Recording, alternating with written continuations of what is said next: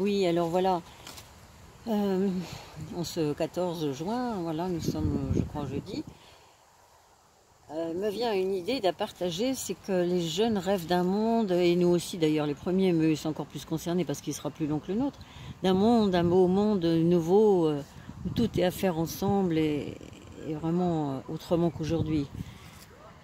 Hein, on chante un petit refrain de Gianada, je vous mettrai le lien dessous, qui chante une très belle chanson, c'est Rêve d'un monde, à faire ensemble, d'un monde nouveau. Me vient parce qu'on a été un petit peu chez une famille, dans une mère de famille d'un Loïs autiste, mais qui n'est pas du tout autiste, et qui est très très intelligent et très perspicace et très observateur. Et sa maman nous dit, pendant qu'il joue aux jeux vidéo, ça peut rassurer des parents d'ailleurs. Et ben voilà ce qu'il a dit suite aux jeux vidéo. C'est que pour lui, les jeux vidéo ne lui donnent pas du tout envie de tuer des gens dans la vie réelle.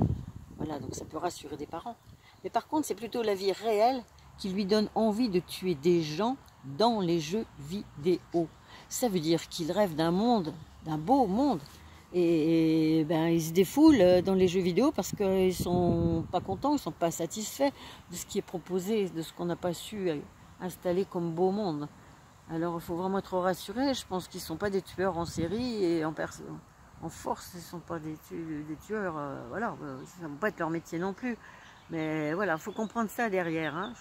Leur intérêt pour les jeux vidéo, et là où ils se prouvent aussi qu'ils sont forts, hein, ils sont les vainqueurs, c'est qu'ils voudraient, ils ne savent pas le dire, ils n'ont pas toujours les mots, pas toujours la conscience peut-être. Et je pense que c'est ça, elle nous a donné cette phrase, j'ai dit, il faut que je la note et que je la partage. Donc c'est ça, les jeux vidéo, dit-il, ce Loïs de 18 ans, ne me donne pas envie de tuer des gens dans la vie réelle, pas du tout. Il est très pacifiste d'ailleurs, on l'a vu, très calme.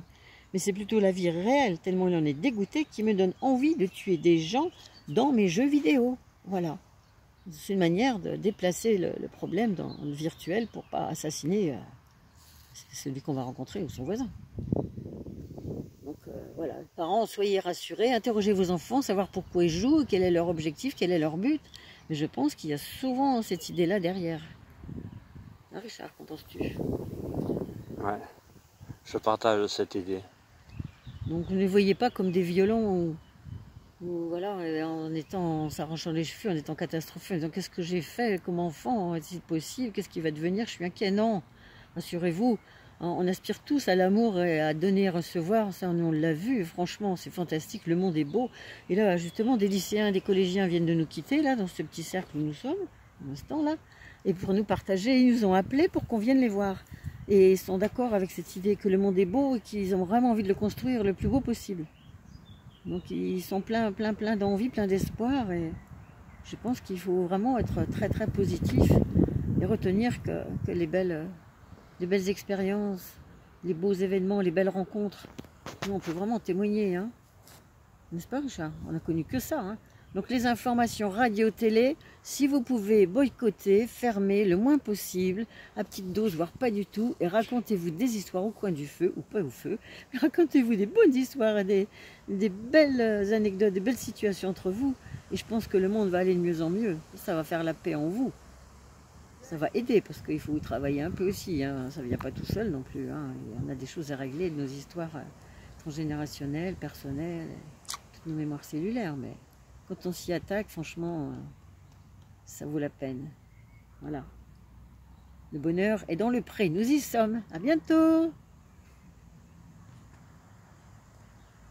Oh, j'avais dit que j'aurais chanté Gianada.